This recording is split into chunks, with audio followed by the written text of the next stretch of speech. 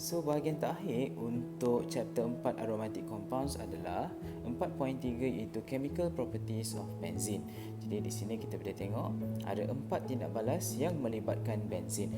Yang pertama adalah halogenation, yang kedua adalah alkylation, yang ketiga adalah acylation dan yang keempat adalah nitration. Benzene sangat berbeza daripada alkenes walaupun benzene mempunyai carbon-carbon double bond.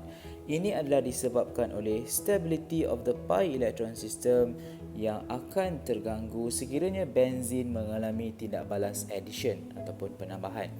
Oleh itu, benzene hanya akan mengalami tindak balas substitution. Ini dibuktikan apabila benzene bertindak balas dengan bromine di mana tindak balas tidak akan berlaku. Maka, reddish brown solution of bromine akan remains. Sama juga tindak balas dengan potassium permanganate, ini adalah tindak balas oxidation di mana tindak balas tersebut tidak akan berlaku di mana purple solution of KM-Pensyarah remains.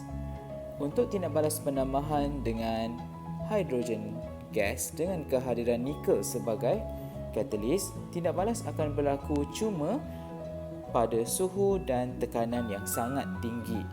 Namun begitu, tindak balas itu akan berlaku dengan sangat perlahan. Jadi, kesemua tindak balas yang melibatkan benzene adalah electrophilic aromatic substitution, di mana salah satu daripada hydrogen atom yang terdapat pada benzene ring akan digantikan dengan elektrofil. Okey, so di sini kita dapati bahawa hydrogen itu telah digantikan dengan elektrofil dengan kehadiran Lewis acid. Let's take a look at the first reaction, which is halogenation, di mana benzene akan bertindak balas dengan halogen, contohnya bromine, dengan kehadiran catalyst iaitu kita punya Lewis acid sama ada iron trichloride, iron tribromide ataupun aluminium trichloride. Kita akan dapat produk iaitu bromobenzene.